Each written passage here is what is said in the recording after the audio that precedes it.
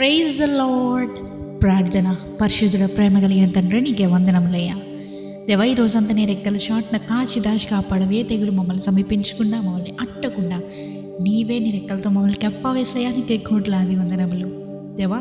ఇదిగో అయ్యా, ఈ సమయంలో ప్రభువా, ఈ ప్రార్థనలు ఏకీపిస్తున్న ప్రతి ఒక్కరి గురించి ప్రార్థిస్తున్నానయ్యా. వారు ఏ స్థితిగతులు కూడా ఈరోజు వారి ప్రయాణం సాగించినా కూడా వారి స్థితిగతులు నీవి ఎరిగిన దేవుడు కనుక వారి జీవితంలో గొప్ప బ్రేక్ త్రూ దయచేయమని అడుగుతున్నామయ్యా. దేవా, ఎవరెవరైతే వారి జీవితంలో బ్రేక్ త్రూ కావాలి, నా జీవితంలో చేంజ్ కావాలని ఆశిస్తున్నారో ప్రతి ఒక్కరు వారి జీవితంలో జరుగును కాక ప్రకటిస్తున్నామయ్యా. దేవా, వారు ఒకవేళ బంధకాల్లో ఉండుంటే, ఫైనాన్షియల్ సిచ్యువేషన్స్ బాగోకుండా, ఫైనాన్షియల్ ప్రాబ్లమ్స్లో ఉంటూ, లేకపోతే ఎడ్యుకేషన్లో సరిగ్గా లేకుండా, ఎంత ప్రయత్నించినా కూడా చదివింది గుర్తు లేకుండా ఉన్న ప్రతి బంధకం నుంచి వారిని విడుదల చేస్తున్నామయ్యా. దేవా, నీ నామంలో శక్తి ఉంది, నీ నామంలో బలం ఉందయ్యా, నీ నామంలో అథారిటీ ఉంది ప్రభువా. ఆ నామం గుండా మేము మాట్లాడుచున్నామయ్యా. ప్రభు ఆయన యేసు నామంలో అడుగుచున్నాం.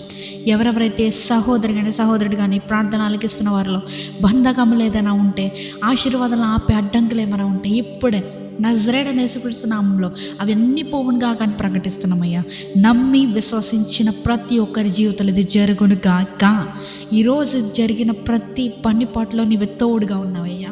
ఏ తెగులు, ఎటువంటి అసమాధానం మమ్మల్ని అంటకుండా సమాధానంతో మమ్మల్ని నింపవేసే, విజయంతో మమ్మల్ని నింపం. నీకే కోట్లాది వందనములు.